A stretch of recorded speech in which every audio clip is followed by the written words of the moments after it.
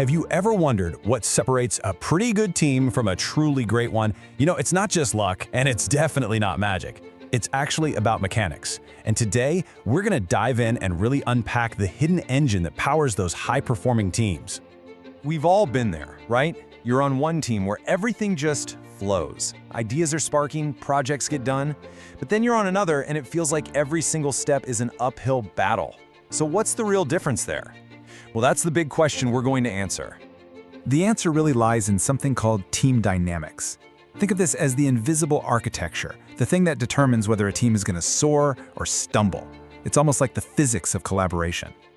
Now, the key word here is unconscious. These are the undercurrents, right? The unspoken power structures, the communication habits, the personal histories that shape every single interaction, often without anyone even realizing it's happening.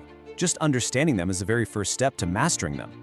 It turns out that pretty much every team, no matter what they're trying to do, goes on a predictable journey. It's like a life cycle with these really distinct stages, first mapped out by a psychologist named Bruce Tuckman. And knowing where you are on this map, it can make all the difference when you're trying to navigate the road ahead. So it all starts with forming. This is kind of the honeymoon phase, right? Everyone's polite, things are new.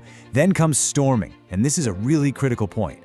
This is not a sign of failure. It's actually a necessary conflict where ideas and roles get tested. The trick to getting through it is to focus on the problem, not the person. Once you navigate that, you hit norming, where the team starts to find its rhythm, and finally, you get to performing, and that's where the team really hits its stride. Okay, so we've looked at the team's journey as a whole, but what about the individuals who actually make up that team? Well, the unique working styles of each member, that's the next critical piece of this puzzle. So what you're seeing here is a classic dynamic. On one hand, you have the visionaries, the ones who see the entire forest.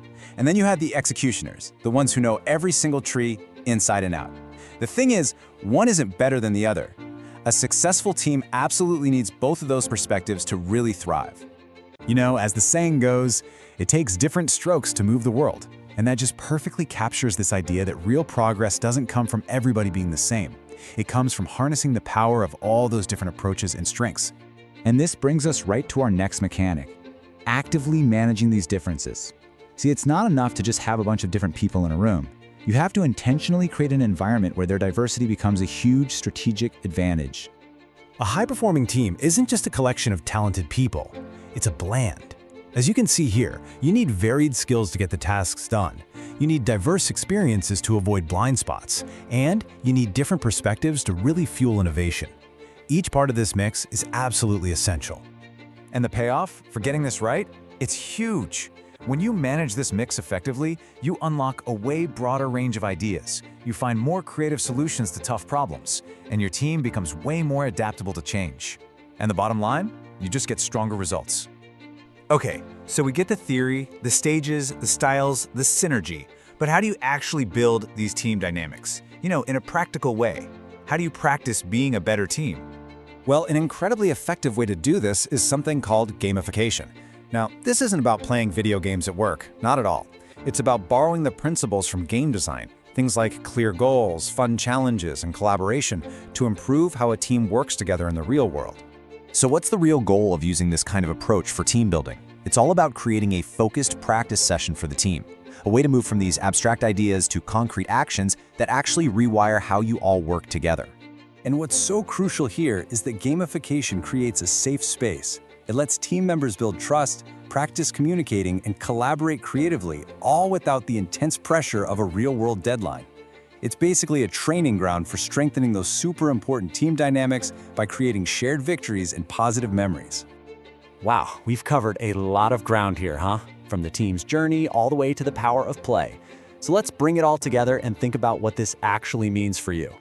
When you really boil it all down, it comes back to these three core pillars. First, understand the natural stages of your team's journey.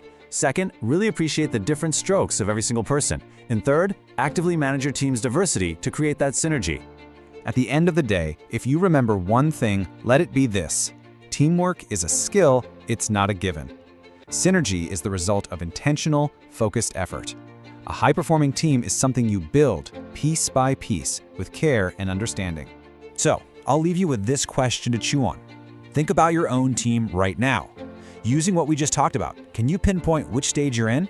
And maybe even more importantly, what's the one small next move you can make to start building an even stronger dynamic?